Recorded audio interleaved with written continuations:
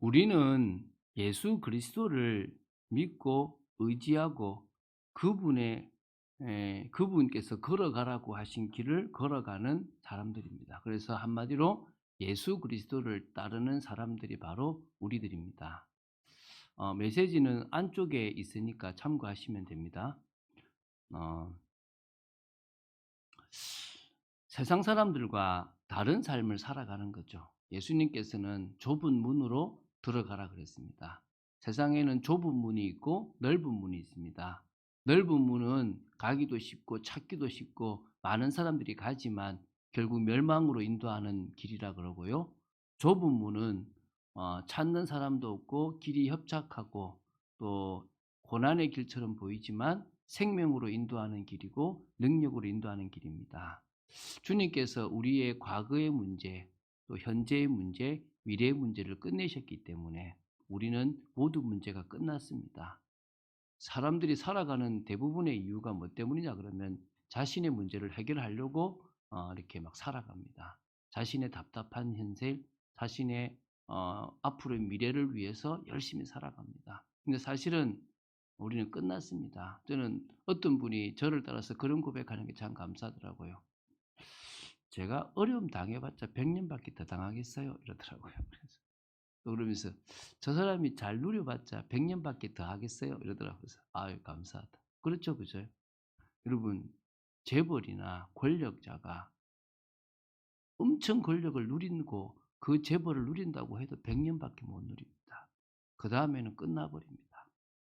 우리가 이 땅에서 고난을 당하고 이 땅에서 어려움을 당한다고 해도 100년밖에 안 됩니다.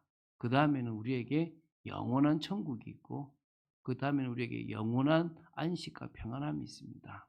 그래서 우리는 그 영원함을 두고 이 땅에서의 잠시의 고난과 잠시의 쾌락을 벗어버리고 살아갈 수 있는 겁니다. 그래서 우리는 예수 그리스도를 따르는, 그래서 따라가는 사람, 그래서 그리스도인이라는 겁니다. 그리스도를 따라가는 사람, 그리스도를 따르는 사람인 거죠. 그런데 많은 그리스도인들이 있습니다. 근데 우리는 이 땅에서 인정받는 그리스도인으로 세워져야 될 줄로 믿습니다. 하나님께서 그렇게 인정받도록 하나하나 만들어 가실 것이고 또 그 인정이 되어질 만큼의 은혜를 우리에게 허락하실 것입니다. 인정받으려고 노력하지 말고요. 오늘 말씀을 들으면서 무엇에 집중하면 진짜 인정까지 되어지는지를 좀 제대로 아는 시간 되기 바랍니다. 오늘 본문의 말씀은 안디옥 교회에 대한 말씀입니다. 그래서 교회의 모델이 되는 안디옥 교회에 대해서 한번 보도록 하겠습니다. 저도 안디옥 교회를 모델로 우리 교회를 시작했습니다. 그래서 초창기에는 이 교회를 이 안디옥 교회라고 생각하고 이렇게 계속 그 메시지를 많이 했습니다. 사실 저희들은 설립이 되어진 지가 5년이 넘었지 않습니까? 단지 이제 이곳에 입당한 지가 이제 이번에 1월부터 이제 사실은 작년 12월 31일부터 하게 됐던 건데요. 어떤 의미에서 하나님께서 많은 이 땅에 있는 교회들이 이런 안디옥 교회 같은 그런 축복의 모델, 그런 교회들로 이렇게 다 이렇게 누려가기를 원하시는 줄로 믿습니다. 그러면 안디옥 교회는 어떤 특징이 있느냐? 세 가지 특징 정도가 있는데, 첫 번째가 복음의 결론 났고 복음의 뿌리 내린 그런 제자들이 세운 교회가 안디옥 교회라는 겁니다. 사도행전 11장 19절에 보면 스데반의 일로 일어난 환란으로 말미암아 흩어진 자들이 안디옥에 와서 이렇게 복음을 전하게 되었어요. 다시 말하면 스데반이라는 사람이 복음 전하다가 이렇게 순교하게 돼요. 그것 때문에 그때부터 교회가 핍박을 받게 되는 거죠. 그래서 예루살렘에 더 이상 예수 믿는 사람들이 있을 수가 없게 되었기 때문에 다 흩어진 거예요. 흩어지다 보니까 사도들 외에는 다 흩어졌죠.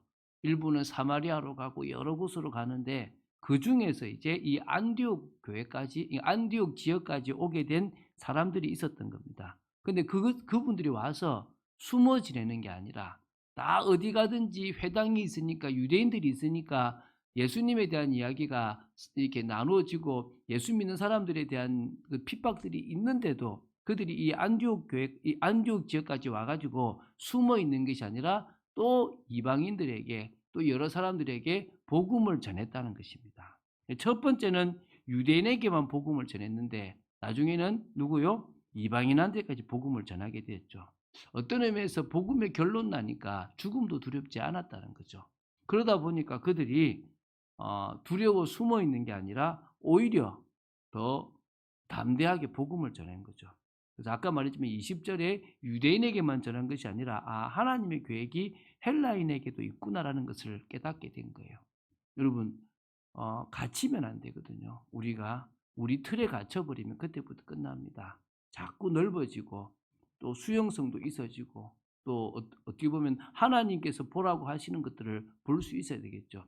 이 초대교회 그 당시에 세워진 교회가 예루살렘에 시작된 그 교회가 유대인들 이스라엘 백성들만 보던 그때에 이 안디옥에 왔던 사람들은 드디어 뭡니까? 헬라인에게도 본 거죠.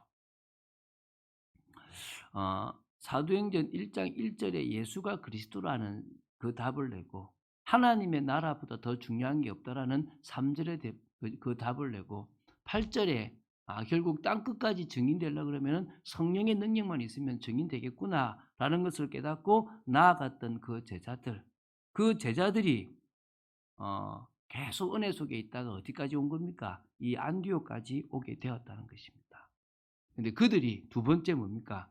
그리스도인이라는 인정을 받게 되었다는 것입니다. 지금은 예수쟁이라 그러면 좀 부정적인 의미가 있습니다. 너 교회 다녀? 제가 이렇게 나가면 목사라고 하면 예 하면서 이렇게 대우해 주는 것처럼 보이지만 한편에는 비웃는 것도 사실 느껴져요. 왜? 목사님들이 너무 잘못한 부분들이 많고 저도 그 목사로서 부족한 부분들이 있기 때문에 아마 그렇지 않겠습니까? 지금은 예수 믿는다 그러면 이거 좀 비웃기도 합니다. 그런데 처음으로 그리스도인이라고 소리를 들었던 안디옥에 있었던 이 예수 믿는 사람들은 한마디로 그 당시 주위 사람들에게 인정을 받았다는 거죠. 왜? 그들이 말씀을 통해서 확립되었거든요. 자, 이때 이 확립되어져 가는 과정에서 누가 필요했냐 그러면 바나바라고 하는 사람이 필요했던 거예요. 이 바나바라고 하는 사람은 유대인이고요. 또 철저히 또 유대교에 입각해 있었던 사람이기 때문에 헬라인들을 잘 수용하기 어려웠던 겁니다. 그러나 이 안디옥 교회의 소문이 예루살렘 교회까지 퍼지게 되고 예루살렘 교회가 안디옥 교회가 제대로 성장할 수 있기 위해서 바나바라는 사역자를 파송하게 된 거죠. 바나바가 딱 와 보니까 여기는 자기보다 더 뛰어난 사람이 이제 생각이 난 거예요. 나보다 더 잘할 사람이 생각난 거죠. 그 사람이 누구였냐? 바로 사울이라고 나중에는 바울로 개명이 되는 바로 그 다소 출신이었던 전도자 이제 사울 바울이었던 거죠. 하나님께서 철저히 준비시켰던 그 바울을요 데리고 오는 겁니다. 같이 여기가 당신이 사역할 사역지 같다라고 하면서 이 바나바와 이 바울이 같이 여기서 사역을 시작한 겁니다. 1년간 큰 무리를 가르쳤다고 합니다. 복음의 말씀이 충분히 들어가도록 심은 겁니다. 제가 하고 싶은 것, 또 많은 교회들이 하고 싶은 게 복음의 그 비밀을 심는 건 줄로 믿습니다. 여러분이 복음의 능력을 딱 붙잡는 믿음의 사람으로 서야 될 줄로 믿습니다. 이 복음이 확립되어지면요, 변화가 일어난단 말입니다. 지금 우리가 믿음과 삶이라는 시리즈를 하고 있습니다. 이 말은 구원과 구원의 축복이 다르다는 것을 이야기하고 있는 거예요. 한마디로 우리가 구원을 받아 놓았는데도 이 땅에서 인생을 살아갑니다. 그 삶이 구원받은 자로서의 삶인 거죠. 근데 그 삶을 불신자처럼 산다면 천국은 갈 수 있을지 모르지만 우리가 이 땅에서 비참한 어찌 보면 나사로처럼 거지가 될 수도 있고 질병에 시달릴 수도 있습니다. 그러나 하나님은 우리가 이 땅에서도 믿음의 삶을 살아가기를 원하시는 겁니다. 그러기 위해서 복음의 뿌리 내리고 세상과 다른 삶을 살아가는 거죠. 세상과 다른 삶을 구별된 삶, 말씀을 따라가는 삶을 살아가다 보면 결국은요, 세상 사람들에게 좋은 영향력, 선한 영향력을 미치게 됩니다. 핵심은 이거예요. 하나님 사랑과 이웃 사랑이 되는 거예요. 하나님을 경외하는 것과 사람들을 존경하는 것들이 같이 있으면 되는 거예요.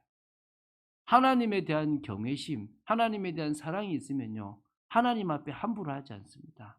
여러분이 교회 나올 때도 좋은 옷을 입어야 된다가 아니라 내가 귀한 분을 만나러 갈 때는 당연히 좋은 옷을 입고 가겠죠. 그렇지 않습니까? 내가 예배드리러 가는 그 시간이 가장 내가 사랑하고 내가 귀하게 여기는 그분께 나아가는 거라면 미리부터 준비를 할 거라고 생각이 되는 겁니다. 그거 했다고 구원받고 그거 안 했다고 해서 구원 안 받는 건 아니잖아요. 구원받은 사람이 그 구원의 은혜가 너무나 감사해서 이 장소에 나올 때는 기쁨과 감사함으로 나올 수 있겠죠. 우리가 삶을 살아갈 때도 하나님이 늘 나를 보고 계신다는 생각을 가지고 살아간다면 그것은 믿음의 삶이 되는 겁니다. 거기다가 이제 뭡니까? 하나님의 그 사랑으로 가득 차는 중에 하나님이 만드신 이 사람들이 귀한 겁니다. 아직까지 불신자로 있지만 저 사람이 예수 믿는다면 누구보다도 귀하게 될 사람이라면 내가 그 사람들에게 뭘 실천할 수 있죠? 주님이 우리에게 사랑을 실천하신 것처럼 우리 역시 사랑을 실천할 수가 있는 겁니다. 이것은 구원받기 위해서 하는 것이 아니라 구원을 받았기 때문에 하나님의 크신 은혜를 입었기 때문에 우리가 뭡니까? 가능할 수 있다는 것입니다. 그런 삶을 살아가다 보니까 그리스도인은 다르구나라는 소리를 들을 수 있겠죠. 그것이 진정한 뭡니까? 인정입니다. 삶을 잘 살아야 된다는 게 아닙니다. 복음의 뿌리 내리고 올바른 믿음을 가지고 있으면 그 믿음의 그 영향력이 삶으로 가지게 된다는 거겠죠. 그래서 결국은 세 번째, 하나님이 인정하신 교회가 된 겁니다. 인정하셨고 계속 인정하시고 계시고 또 그런 교회라는 겁니다. 소문이 난 교회입니다. 앞에서 말씀드렸죠. 안디옥 교회에 대한 소문이 예루살렘 교회에도 났습니다. 그래서 바나바가 온 것 아닙니까? 이미 안디옥 교회의 소문이 저 예루살렘까지 났다는 것은 여러 다른 교회에도 났다는 것입니다. 그런데 그게 이 안디옥 지역에 있는 사람들에게도 소문이 나는 거죠. 그래서 하나님께서 인정하신다는 증거가 몇 가지 나오는데 첫 번째가 21절입니다.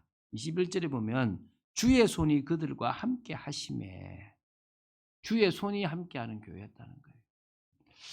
많은 사람들은 하나님의 인정을 받기보다는 주의 손이 함께 하기를 원하겠죠. 저희 교회도 계속 기도하는 게 하나님이 인정하시는 교회가 되기 위해서, 하나님이 인정하시는 목사가 되기 위해서, 하나님이 인정하시는 성도들이 되기 위해서 계속 기도할 뿐입니다. 그리고 복음을 계속 증거하고 뿌리 내릴 뿐입니다. 그리고 이제 뭡니까? 두 번째는요. 23절에 하나님의 은혜를 바나바가 받다는 겁니다. 하나님의 은혜가 지금 이 안디옥 교회에 있다는 것을 보게 된 거죠. 여러분, 우리 교회에 오는 사람들이 이곳에 하나님의 은혜가 있다는 것이 보여지면 되겠죠. 저는 그런 교회가 되어져 간다고 믿습니다. 감사하게도 기쁨과 감사한 마음으로 이곳에 와서 같이 은혜를 나누고 싶고, 저 멀리서도 오고 또 올 수 없으면 인터넷으로도 보고, 그런 것들이 지금 나눠지는 교회라고 저는 믿습니다. 그래서요, 하나님께서 인정하시니까 하나님께서 그 교회에 물질이나 다른 부분들을 채워주시는 겁니다. 그래서 28절에 보면 천하의 흉년이 들 거라는 그런 예언이 있었는데 안디옥 교회는요, 물질의 풍성함이 있어서 유대에 사는 형제들에게 부조, 특히 구제 헌금을 보낼 정도로 하나님께서 인정해 주셨다는 것입니다. 물질이 있어서 인정하고 물질이 없어서 인정하지 않는 건 아니겠지만 또 물질이 있다고 해서 인정받지 못하는 교회도 있을 수 있습니다. 그러나 안디옥 교회는 이런 부분에서 하나님의 인정을 받았던 것이 사실입니다. 특히 인정받았던 교회, 이 교회로서요, 사도행전 13장 1절부터 3절에 하나님의 뜻에 맞춰서 인도를 받고 기도를 하는 중에 선교라는 부분에 방향을 맞춰요. 그래서 선교사들을 파송하게 되는 겁니다.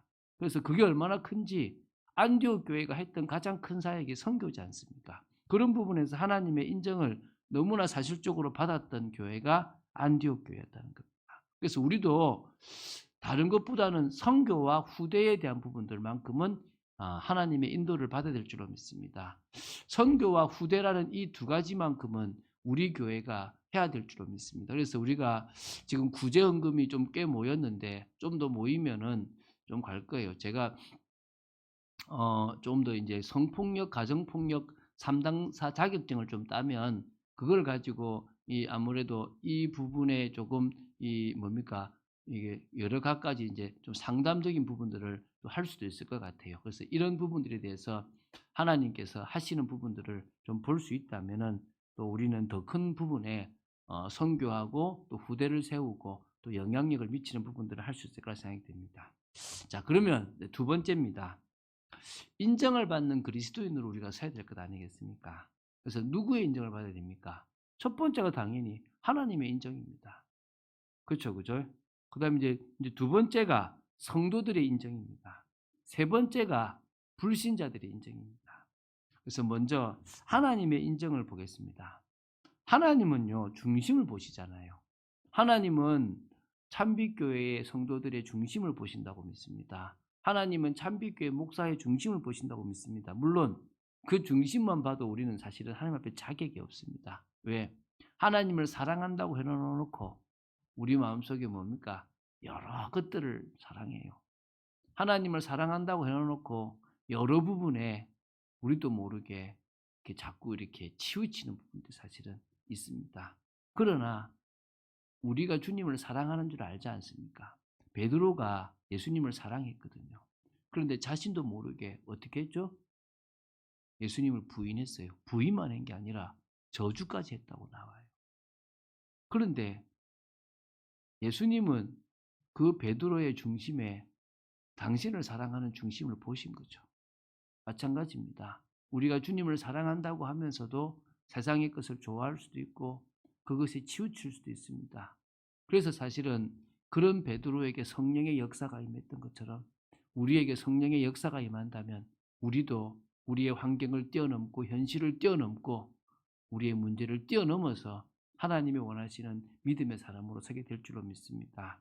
그래서 하나님을 이 세상의 다른 신과 다른 참신 오직 유일한 신으로 믿는 게 우리의 중심입니다. 그리고 하나님께서 이 땅에 보내신 예수 그리스도만이 구주시고 그분이 바로 그리스도고 그분이 바로 하나님이라는 사실을 우리 마음에 믿는 중심이 있다면 하나님은 그 중심을 인정하십니다. 오늘 그런 중심 되시기 바랍니다. 두 번째는요. 우리가 먹어야 사는 것처럼 우리가 쉬어야 사는 것처럼 먹지 않아도 사실은 어느 부분에는 될 수 있을지 모르겠지만 은혜 받지 않으면 안 된다는 거예요. 그래서 한마디로 은혜로 살지 못하면 안 된다라는 것이 우리 마음에 딱 있어야 돼요. 아니면 우리는요 넘어져요. 제가 언제 자꾸 넘어졌냐 하니까 이쯤 하면 충만하겠다 싶었을 그때가 넘어질 때더라고요. 그래서 여러분 심령이 가난한 자가 복이 있다 그러지 않습니까? 여러분 우리는 늘 우리의 심령에 하나님의 은혜가 채워지지 않았습니다. 그 은혜가 오늘도 채워지기를 원합니다. 라고 하는 중심이 있어야 될 줄로 믿습니다. 그래서요 누구보다도 예배 자리 나오세요. 뭐 늦더라도 오면 좋겠지만 할 수 있으면 맞춰서 오고요. 할 수 있으면 좀 더 빨리 와서 준비하시고요. 그래서 여러분 혹시 주방에서 준비하시다가도 늘 마음에는 나는 예배의 중심이 있다라고 생각하시고 그 예배에 나를 드리고 또 그러면서 그 예배를 통해서 주시는 하나님의 말씀으로 내가 확립되지 않으면 안 된다. 찬양을 부르는 그 시간이 지정의를 가진 우리로서 마음이 열리고 결단이 되는 시간임을 기억한다면 여러분들은 은혜로 사는 사람들입니다. 그 은혜가 있는 사람들이 어떤 일이 벌어지느냐? 그 은혜 속에서 치유가 일어나요. 저는 여러분 제가 사람 많이 됐거든요. 더 돼야 되는데. 그 말은 무슨 말이냐면 과거에 분명히 사람이었지만 하나님이 보실 때 부족하고 연약하고 아닌 사람이었더라. 근데 계속 은혜 속에 있고 계속 말씀 속에 있다 보니까 이제 조금씩 정상적인 사람이 되어져요. 제가 사람 되어져 가는 게 저는 감사합니다. 여러분도요.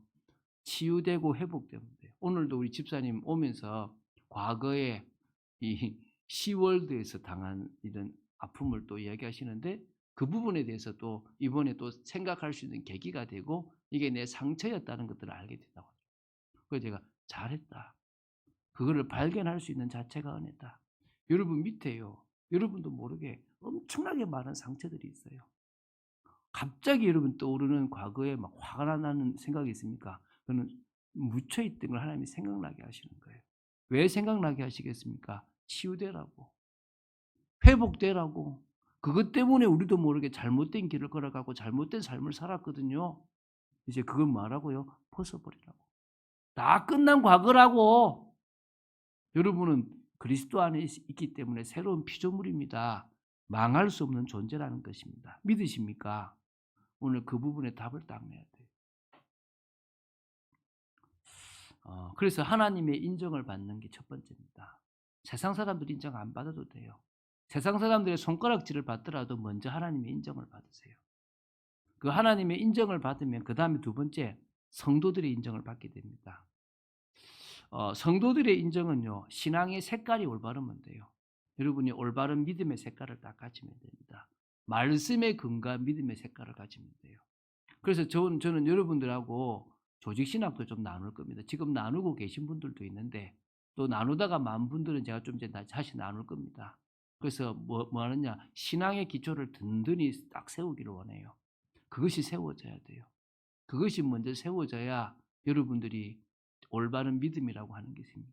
그럼 그때부터 뭐냐? 하나님의 사랑으로 가득 채웠기 때문에 진정한 하나님의 사랑을 실천할 수 있는 사람이 되는 거예요. 그 사랑보다 귀한 것이 없고 그 사랑이 모든 허다한 것을 덮어버린다는 사실을 알게 되는 겁니다.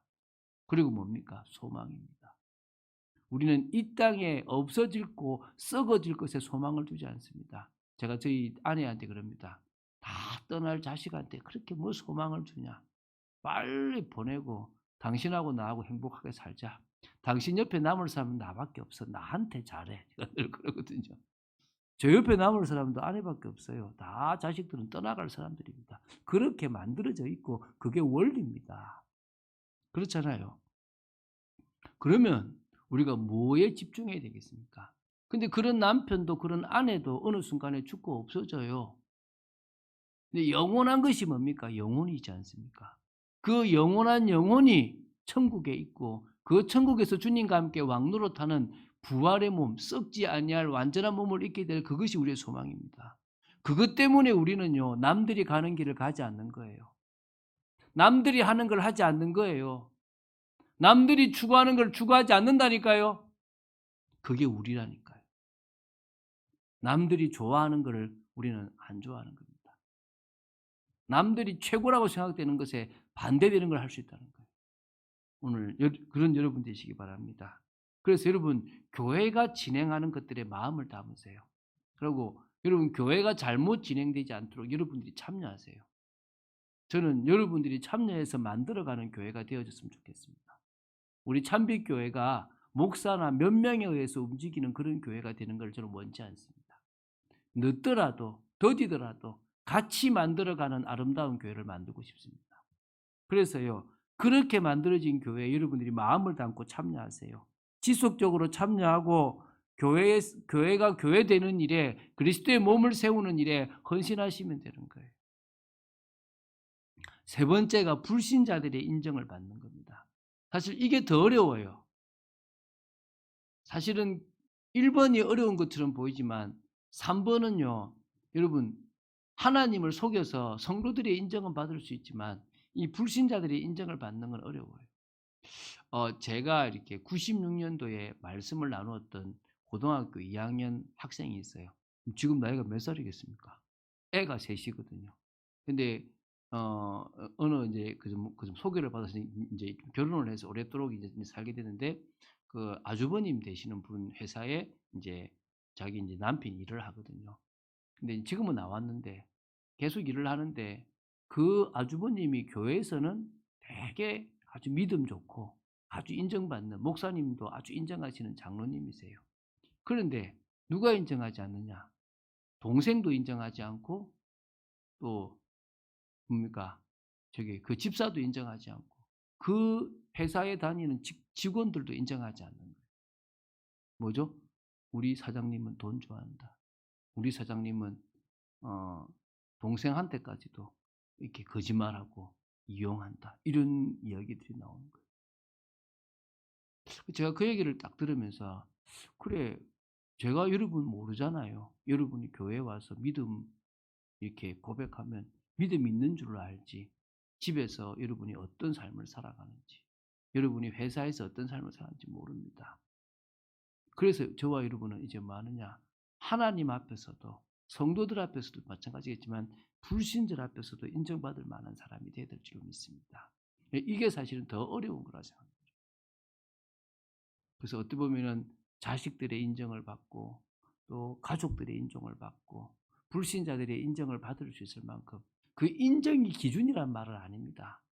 그 인정은요 못 받을 수도 있어요. 믿음 좋고 잘 가는데도 무시받을 수도 있어요. 그러나 어떤 말들은 들으면 안 되는지는 여러분 알고 계실 것 아니겠습니까? 하나만 기억하십시오. 요한복음 3장 16절 하나님이 세상을 이처럼 사랑하사 독생자를 주셨다. 하나님이 내가 있는 현장에 있는 사람들을 사랑하셔서 나를 이곳에 보내셨구나라고 믿으시면 돼요. 그러면 그때부터 인정받아요. 내가 경쟁도 해야 되지만 내가 경쟁하는 사람들 속에 누가 있다? 하나님의 사랑의 사람이 있다. 제가 저희 막내딸하고 배드민턴을 치거든요. 잘 쳐요. 근데도 제가 좀 더 잘 칠 때가 있거든요. 근데 어떨 때는 제가 조금 힘을 빼줘요. 왜 힘을 빼주겠습니까? 딸 자신감 가지라고. 그러니까 비슷해져요. 그래서 제가 한 번씩 지기도 하거든요. 그러면 벌써 딸은 힘이 나잖아요. 여러분 우리가요. 내가 막 무조건 다 해야 된다라고 세상 속에서 해버리면 그러면 뭡니까? 저 사람은 자기밖에 모르는구나. 이렇게 되는 거 아닙니까? 그런데 하나님이 나에게 양보해도 될 만큼의 은혜를 주시고 물질도 주시는구나. 이 정도의 그릇이 되어져 버리면 우리는 양보도 좀 할 수 있고 같이 나눌 수도 있습니다. 그래서요. 이 복음이 들어갔던 나라에 민주주의가 있을 때요. 자본주의가 있을 때 오너들은요. 돈을 벌 때 나만 성공하려는 게 아니라 그 번 돈을 다시 이 노동자들이나 직원들에게 풀기 시작했어요. 그래서 같이 잘 먹고 같이 잘 사는 걸 만들었다는 거예요. 어떤 의미에서 하나님이 세상을 사랑하고 하나님이 내 주위에 있는 사람들 중에 사랑하는 사람들이 있다고 또 그들과 같이 나누기를 원한다는 사실을 안다면 우리는 실천할 수 있을 것입니다. 그게 빛이고 그게 소금이지 않습니까? 그리고 여러분 맞추려고 하지 마십시오.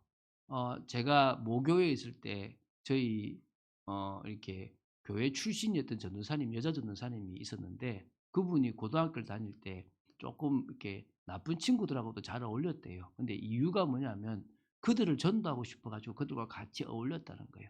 나중에 그 전도사님 우리 그때 모여서 고백하더라고요. 자기는 그때 사실 실패했다고. 그렇게 해 주면 애들이 믿을 줄 알았다는 거예요. 근데 아니더라는 거예요. 오히려 그때 내가 구별된 삶을 살아가고 그들과 다른 삶을 살아갔어야 되는데 그들과 같이 어울려 버리니까 똑같은 사람으로 치부해 버리고 인정하지 않더라는 거예요. 그래서 "너희들은 믿음의 길을 걸어가라."라고 그때 말씀하셨습니다. 저는 그게 맞다고 생각됩니다. 제가 대학생 1 학년이 됐는데요. 그때 저는 전기공학과잖아요. 이렇게 그 선배들이 그래요. "야 여기 친구들이 나중에 다 인맥되니까 잘 사귀어라." 이러더라고요. 그 체육대 하는데 막 탁주하고 막 앉아 있으니까 서로 술 갖다 주면서 누구입니다 하면서 인사하는 거예요. 그게 그렇게 싫더라고요. 술 먹는 것도 싫은데. 그래 가지고 제가 스스로 왕따 됐어요. 스스로 왕따 되고 저는 CCC 가고 막 이렇게 인제 진짜 했거든요. 근데요 군대 갔다 오고요. 하나님 저를 들어 쓰는데 나중에는 저 주위에 이 사람들이 몰려들게끔 하시더라고요. 근데 인정하는 것 중에 하나가 "니는 참 술 안 먹고 다르더라." 이런 말을 나중에 하게 되더라는 거예요. 그래서 오히려 우리의 삶이 구별된 그런 복된 삶을 살아가야 될 줄로 믿습니다. 그래서 다른 기준, 다른 삶의 원리, 다른 삶의 가치, 다른 삶의 방법 이런 것들을 가지고 있다면 우리는 다른 인생을 살아갈 줄로 믿습니다. 자, 세 번째요. 그래서 그런 그리스도인이 그리스도인으로서의 영향력을 미칠 수 있어야 될 줄로 믿습니다. 그리스도인으로서의 영향력은 저는요. 세 가지로 생각됩니다. 첫 번째, 가정에서 여러분 영향력을 미쳐야 됩니다. 그게 첫 번째입니다. 가정에서 영향을 미치지 못하면요. 여러분 정말 어렵습니다. 그래서 사실 우리가 한 달 동안 가정에 대한 메시지를 나누었습니다. 여러분이 교회에서 삶과 가정에서의 삶이 다르면 안 됩니다. 여러분이 교회에서 믿음이 있듯이 가정에서도 믿음이 있는 부모로 서고 또 그런 배우자로 서시면 좋겠습니다. 성령의 역사하지 않으면 어렵겠죠. 그죠? 그래서 여러분 사랑이 제일 중요해요. 여러분 정말 가정에서 내가 받은 은혜를 나누는데요. 다르잖아요. 저도 제 아내하고 사는데요. 너무 다르더라고요. 오늘도 옷을 차려 입는데 인제 옷을 놔두는 이렇게 챙겨 놓는 스타일도 저하고 제 아내하고는 너무 달라요. 그래서 제가 인제 막 하니까 인제 옆에서 인제 딸은 또 인제 엄마 편 든다고 또 아빠는 극성이라고 그러는 거죠. 근데 인제 저희 아내가 하는 말이 "참 당신 많이 바뀌었다." 보통 같으면 화 좀 냈을 건데 이제 화도 안 내는구나 그런 거죠. 왜냐하면 저하고 다른 저희 아내 스타일이 이제 인정이 되기 시작하더라고요. 그리고 또 너무 감사하고 여러분 우리가 복음 안에 계속 있다 보니까 내 틀만 주장할 필요가 없다는 생각이 들고 오히려 상대방이 있었기 때문에 제가 저의 모습이 될 수 있다는 사실을 알게 되니까 이제 뭐요? 넘어설 수 있고 또 같이 저 사람의 방법을 내가 배우게 되기도 하더라는 거예요. 그래서 저는 경상도고 또 저는 또 공대 출신이고 또 저는 또 저만의 아주 강한 틀들이 많았던 것들인데 이게 오히려 더 바뀌고 바뀌면서 이제 가족들과 같이 나눌 수 있는 그런 축복이 있고요. 자녀들에게도 그런 영향력을 줄 수 있는 게 감사하더라고요. 두 번째는요. 사회 현장에 내가 관계되어 있는 여러 현장에 영향력이 돼야 되겠죠.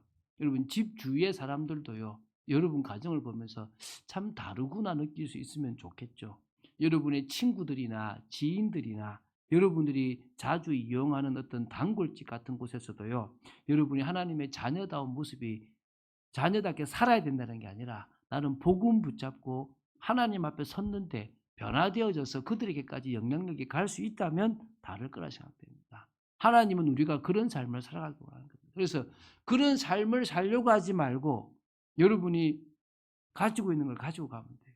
무슨 말이냐면 자, 술, 담배 하는 사람이 교회에 왔어요. 참 갈등이 있겠죠. 저는 우리나라에 있는 교회가 술, 담배를 아직도 이렇게 금지하는 것은 좋다고 생각됩니다. 그런데 술, 담배를 대부분 하는 사람들이 교회에 오면은 딱 내가 술 먹는데 담배 피는 데에 대한 부분들 때문에 잘 못 나오려고 그러고 자꾸 그 좀 두려워하고 꺼려합니다. 근데 중요한 것은 술, 담배를 끊는 게 맞아요. 그런데 끊고 나올 수는 없잖아요. 나와서 끊으면 돼요. 이거 되십니까? 내 문제를 해결하고 주님께 오는 게 아니라 나의 문제를 가지고 교회에 와서 주님 앞에 울면 주님 앞에 매달리면 됩니다. 주님의 말씀을 계속 마음에 담으면 시편 119편 119편 11절 능처럼 범죄하지 않을 수 있도록 그 말씀이 제 마음에 자꾸 담겨지면 어느 날 술도 끊어 버리고 담배도 끊어 버리고 내 삶이 바뀌어지게 돼 있다는 거예요. 오늘 그게 우리가 말하는 복음이지 않습니까? 믿습니까? 여러분 계속 나아오세요. 더 나아오세요. 그래서 여러분의 삶이 변화되고 있는 것들을 직장에서도 보고 주위에서도 보고 사람들이 볼 수 있을 만큼 바뀌시기 바랍니다. 착해지라는 말이 아닙니다. 뭐라고요? 그냥 복음 속으로 들어가서 가장 올바르게 살아가세요. 저는 어떤 사람이 누구하고 막 손해를 봤을 때 흥분하지 말고 법을 이용하라 그래요. 법이 왜 있느냐? 주먹 다짐으로 싸우지 말라고 법이 있는 거다. 하나님의 자녀들이 가장 은혜 속에서 이용하라고 법이 있는 거다. 이해가 되십니까? 다 양보하고 다 줘버리는 게 그게 복음이 아니에요. 뭐 하라고요? 가장 은혜 속에서 가장 올바른 삶을 살아가시면 된다는 거예요. 근데 그게 하나님이 성령 안에서 깨닫게 하시는 것 아니겠습니까? 세 번째는요. 선교 현장에 미치는 영향력이 있어야 됩니다. 저와 여러분은요. 선교하는 일이 가장 주 목적이 돼야 됩니다. 자신의 전문을 가지고 하나님께 영광 돌릴 수 있어야 될 거 아니겠습니까? 오늘 우리 귀한 이렇게 장로님 부부가 이 부부 다 장로님이신데요. 제가 참 존경하는 분들이고요. 또 너무 이렇게 모델 되는 부분들이 참 많아요. 근데 이 두 분 다 하나님이 당신들에게 주신 그 달란트를 그 전문을 잘 찾아서 그걸 가지고 전도 운동을 하세요. 둘 다 얼마나 귀한지. 저는 제가 조금 해 보는 것들이 되는구나를 우리 저기 부인 장로님을 통해서도 확인해 봤고요. 그래서 저분이 안 계셨으면 '되는구나.' 이런 것도 저는 사실 못 봤을 거예요. 그 정도로 저분들이 너무 귀하게 하나님 앞에 은혜 받고 말씀 속에 세워지고 자기만의 작품을 만들어요. 우리 집 남자 장로님은요. 지금 네이버에 저분이 그린 만화 웹툰이 있어요. 근데 제목이 인제 요셉에 대한 이야기가 있고 이렇게 계속 한번 올릴 건 제가 옛날에 보긴 못 봤는데요. 매주마다 깨달았던 은혜를 그림으로 그려요. 그게 자신만의 작품을 만들거든요. 그래서 너무너무 귀하신 거예요, 두 분 다. 그래서 어떤 의미에서 여러분도 저는 제 작품을 만들고 그게 저는 제일 매일마다 제 찬양이잖아요. 여러분도 매일마다 여러분의 간증과 여러분의 고백을 다른 사람에게 전할 만큼의 축복이 있으면 좋겠습니다. 그러면요. 그게 하나하나 쌓이고 쌓여서요. 여러분의 귀한 인생이 되어질 줄로 믿습니다. 한 선교사, 한 선교지를 섬길 수 있을 만큼의 축복을 받아 누렸으면 좋겠습니다. 핵심은 이겁니다. 우리가 할 것은 복음 속으로 들어가는 겁니다. 우리가 할 것은 말씀 속으로 들어가고 은혜 속으로 들어가는 겁니다. 결론은 뭡니까? 성령이 역사하시는 성령의 능력이에요. 그 누가 하시는 겁니까? 당신의 때에 당신의 방법으로 우리에게 성령의 능력을 부어 주시는 겁니다. 다음 주가 우리 뭡니까? 성령 강림 주일로 지키는 그 주간입니다. 그래서 우리는 여러분 여기 보면은 화면에 보면은 주일 오전 예배 밑에 우리는 여기다가 이제 뭐냐면 성령 강림 주일을 붙일 겁니다. 그래서 여기 이 TV를 통해서 이렇게 이제 성령 강림 주일이라는 그런 매주 추수감사주일이나 이런 것들이 나갈 건데요. 성령 강림 주일이 되게 중요하잖아요. 부활을 이후로 50일이 지났을 때가 성령 강림 주일. 그때가 이제 오순절이 되어졌는데요. 그러면 꼭 그때만 성령이 오느냐? 그건 아니지만 우리가 그 성령의 역사를 사모하고 있다는 것을 주님이 아신다면 당신의 시간표에 우리에게 성령의 역사를 부어주실 줄로 믿습니다. 나를 뛰어넘는 그런 은혜와 응답을 허락하실 줄로 믿습니다. 그런 축복의 여러분 되시기를 주 예수 그리스도 이름으로 축원드립니다. 주는 그리스도시요 살아계신 하나님의 아들이심을 고백합니다. 오늘도 말씀 따라가는 축복 속에 있게 하심을 감사합니다. 정말 저희들이 세상 속에서 인정받을 만큼 하나님 복음 속으로 깊이 들어가는 저희들 되게 하여 주시고 말씀 속으로 들어가는 저희들 되도록 붙잡아 주시옵소서. 감사를 드립니다. 주 예수 그리스도 이름으로 기도드립니다. 아멘.